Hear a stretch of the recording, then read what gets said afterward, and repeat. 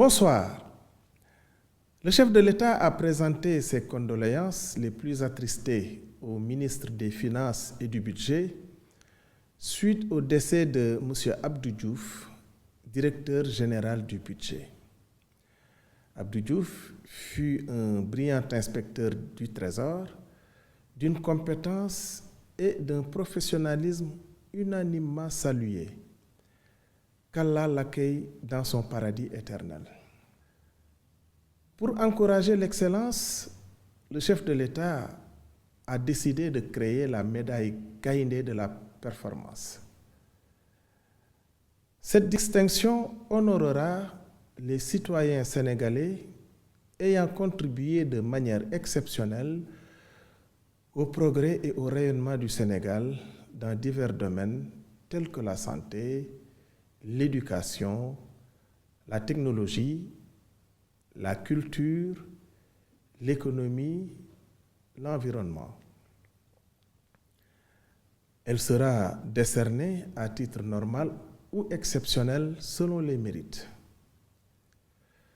Le président de la République réaffirme son engagement pour une gouvernance transparente des ressources naturelles. Il demande aux ministres concernés de renforcer les actions de l'initiative pour la transparence dans les industries extractives et de veiller à la publication régulière des données économiques, des audits et des registres des bénéficiaires effectifs. Il insiste également sur la gestion optimale des impacts environnementaux et sociaux de l'exploitation minière et pétrolière. Dans le cadre de la vision Sénégal 2050, le chef de l'État demande une évaluation des zones économiques spéciales et des agropoles en termes d'investissement, d'emplois créés et de contribution à l'économie nationale. Il souligne la nécessité de mutualiser les moyens des agences en charge de l'industrialisation et de présenter une nouvelle stratégie d'industrialisation en Conseil des ministres. Enfin, à l'occasion de la Journée mondiale des droits des consommateurs, le président de la République rappelle l'importance de la lutte contre la vie chère et de la protection des consommateurs. Il demande un renforcement du dialogue avec les associations de consommateurs et le respect strict des normes de qualité et de sécurité sanitaire des produits. Après l'identification des abus notoires dans la gestion du foncier, notamment au niveau du domaine public, maritime et de plusieurs lotissements, le Premier ministre, sur instruction du chef de l'État, a mis en place un comité. Des analyses approfondies ont été menées et des mesures correctives ont été prises. L'annulation des lotissements illégaux de Eogène 1 et Eogène Extension implantés sur une zone militaire. L'annulation du plan directeur d'urbanisme de la nouvelle ville de Thiès, à l'exception de la gendarmerie. L'annulation des parties indisponibles au niveau du hangar des pèlerins, précisément les logements d'astreinte de l'ASECNA, du site en face de la direction générale de l'ANACIM et une dizaine de parcelles situées sur les titres privés. Suite aux réserves émises par l'ASECNA, l'ANACIM et l'armée de l'air.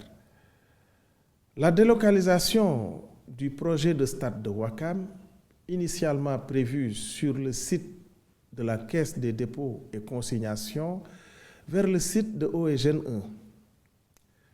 Le rétablissement de l'intégrité de l'assiette foncière de 2,8 hectares du tribunal de Guédiawaye en annulant tous les baux concédés. L'annulation de toutes les attributions sur la zone comprise entre la plage et la route des PUD de Guédiawaye et Malika. L'annulation des morcellements autour de la station d'épuration de Guédiawaye, la suspension des attributions de parcelles à Ndiébène Gandiol à Saint-Louis, en attendant l'élaboration d'un plan d'aménagement concerté.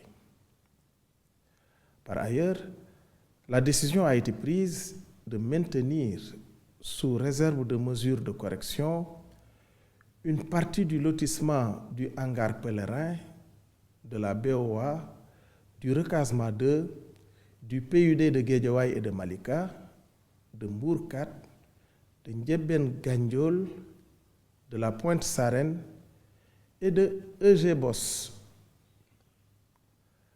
Pour garantir la transparence, un processus de vérification des attributions a été mis en place au DGESCOS pour les titulaires d'une seule parcelle et au niveau de la primature pour les personnes attributaires de plusieurs parcelles. À la date du 10 mars 2025, la situation des mains levées varie entre 10% à Mbour 4 et 39% à BOA, pour des taux de dépôt variant entre 39% à BOA et 81% au hangar pèlerin. La régularisation doit être finalisée d'ici avril 2025, avec des délais prolongés jusqu'à juin 2025 au plus tard pour les PUD de Mbour 4 et de Guédiawaye. Le Premier ministre a insisté sur la nécessité de renforcer la supervision et la reddition des comptes des entités du secteur parapublic qui gèrent des budgets importants. Les ministres de tutelle sont invités à veiller à ce que ces entités respectent les délais de présentation de leur rapport de gestion et état financier au plus tard 6 mois après la clôture de chaque exercice, soit en fin juin 2025. En outre, les textes régissant ces entités doivent être mis en conformité avec la loi d'orientation relative au secteur parapublic d'ici septembre 2025.